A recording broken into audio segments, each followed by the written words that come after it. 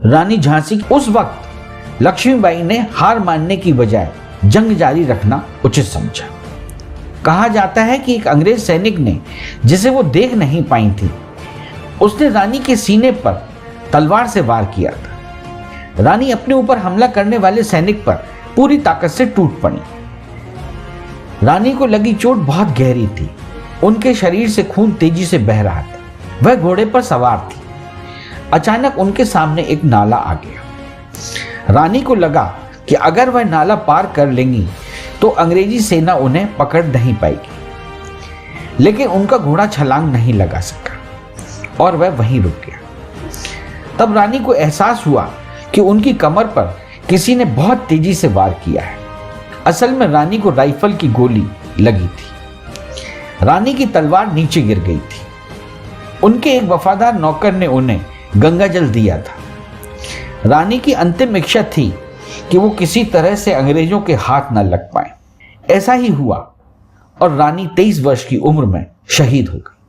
आज हम बात करेंगे रानी झांसी के संदर्भ में आदरणीय ओम शंकर रसस जी से। जानने की कोशिश करेंगे कि रानी की झांसी की रानी की डेथ पे बड़ी विषमताएं इतिहासकार बताते हैं। उनकी राय में असल में रानी की डेथ का क्या महत्व रहा या क्या विवेचना रही? महारानी लक्ष्मीबाई की डेथ के बारे में जी, महारानी लक्ष्मीबाई की डेथ के बारे में 2 तारीख है। एक तो 17 तारीख है, 17 तारीख जी, और जो पत्थर वगैरह पे ग्वालियर में उसमें 18 तारीख लिखाई गई है। जी जी। जहाँ तक युद्ध की बात है तो महाराज शाम के जो वहाँ के अपने रिकॉर्ड्स मौजूद हैं, और वो भी रिकॉर्ड्स हिंदुस्तानियों ने तो लिखे नहीं है, अंग्रेज अपनी चीज़ों में, जानकारियों में सब राइटिंग में डाल देते थे जी। तो जो कुछ रिकॉर्ड से पता लगता है उसमें शाम के समय उनका निधन हुआ है। असल में किस जगह? वो ग्वालियर के पास है, वही जो एक नाला है, स्वर्ण क्या कहलाता है, स्वर्ण कहलाता है, स्वर्ण रेखा करके। तो उस नाले के पास ही महारानी का जो अंतिम उनके ऊपर वार हुआ है जी, वो घोड़ा हुआ खड़ा हुआ मिला जी। महारानी उस घोड़े के ऊपर औंधी पड़ी हुई थी, मृतक अवस्था में। हाँ, मतलब बेहोश, नींद बेहोश, करीब करीब बेहोश होगी वो जी। इसके बाद उनके साथ जो 3-4 खास सिपाही थे जी, उन्होंने उनको खोजा था कि वो घोड़े पर, वो घोड़ा लांग के उस पार नहीं आ पाया था नाले को जी। तो वहां से फिर उनको उठा के लाया गया था और गंगादास बाबा की कुटी के पास जी, वहां उनको लेटाया गया था। महारानी ने कुछ स्फुट स्वर में ये भी कहा था, तो वो उनका पुत्र दामोदर जो पास में सुरक्षित एक उनके साथियों के पास था, वो बुलाया गया और 2-3 और सरदार ये लोग खड़े रहे और गुल मोहम्मद सिपाही जो था, वो झांसी से जो उनके साथ आया था, वो बस इतने लोग थे शाम के वक्त। उसमें कहा गया है कि रामचंद्र राव करके एक और साथी था, तो वो अपने आप याद रखें कि पुराने जमाने के लोग जब ट्रेवल करने जाते थे तो पतली सी तांबे की शीशी होती थी। अच्छा। उसमें गंगा जल रखा करते थे हमेशा। अच्छा। तो जब कभी जरूरत हुई तो गंगा जल की 2 बूंद डाली, तो वो उन्होंने निकाल के महारानी के मुंह में गंगा जल डाला था और उन्होंने ईश्वर का स्मरण करते हुए वो अपने शरीर को त्यागा था। तो ये वहाँ शाम के वक्त की बात है ये।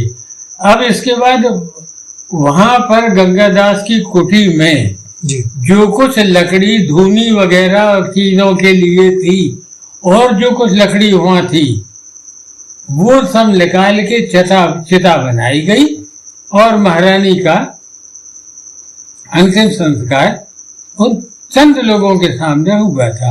इसके बाद अंग्रेजों को इसकी तुरंत खबर बाद में गई, तो वो फिर आए थे, उन्होंने देखा, उन्होंने अपने जो बयान है वो अलग दर्ज की है रिकॉर्ड में। तो वो सारी चीज मैंने अपनी किताब झांसी क्रांति की काशी में, क्योंकि इतना हृदय विदारक किस्सा है ये। कहाँ की लड़की, महाराष्ट्र की रहने वाली व्यक्ति की लड़की, बिठूर में पली हुई लड़की, झांसी में आके कई साल शादी के बाद समय बिताने वाली, और झांसी से भी फिर कई मील दूर ग्वालियर में जाके, यानी एक भाग्य का ऐसा भयंकर चक्कर कि जिसको विश्व प्रसिद्ध कर दिया। लेकिन जितनी यातनाएं शरीर को मिल सकती थी वो महारानी ने सब अचानक भोग ली अपने आप।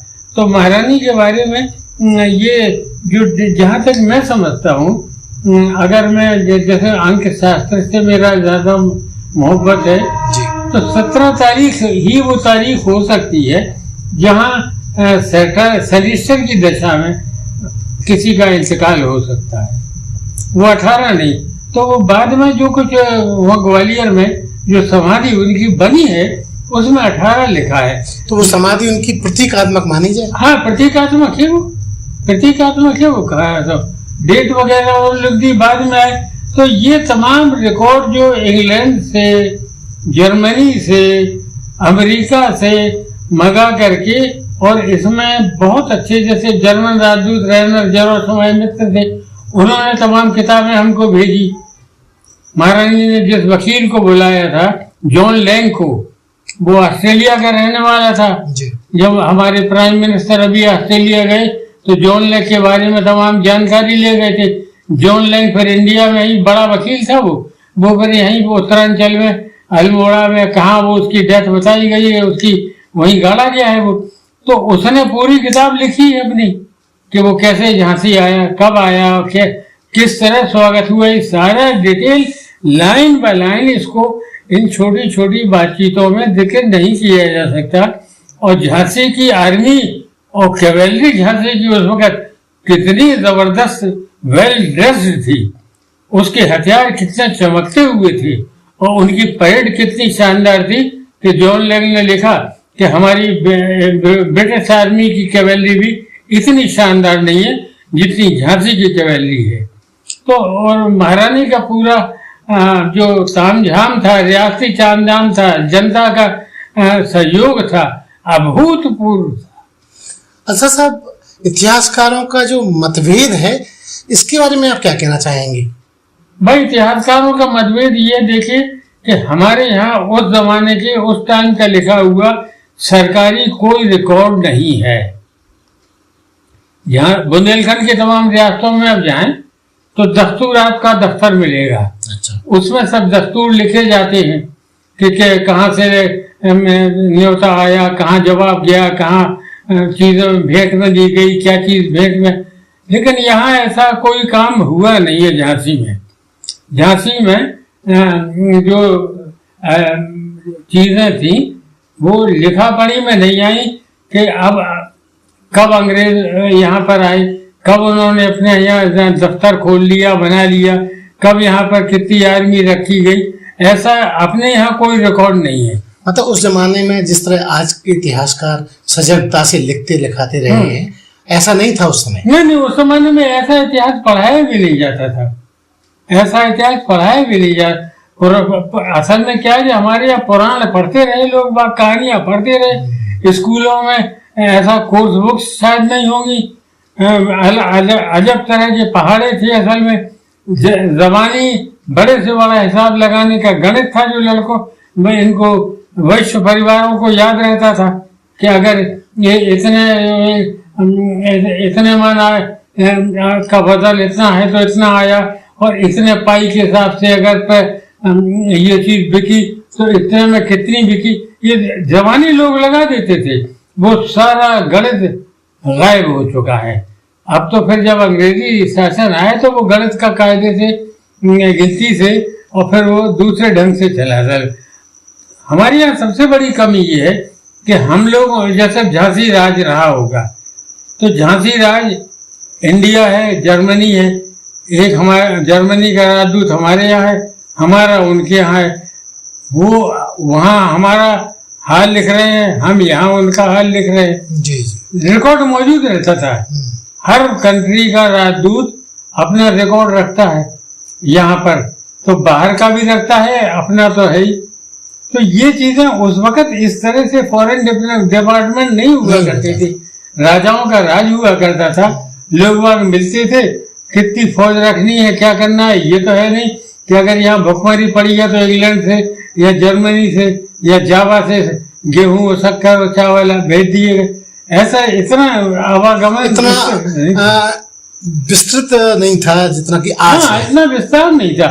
उस जमाने में सिर्फ राजा से संबंधित चीजें और अपनी वहां पर हैसियत क्या है, अपना अधिकार वहां पर कितना है, अपने ये राजदूतों का काम। ठीक, ये थे ओम शंकर सर जी, जो रानी झांसी की मृत्यु के बारे में हमें विस्तार से बता रहे हैं। इस चैनल को लाइक और सब्सक्राइब करना ना भूलें। देखते रहिए बंजारा बीट्स।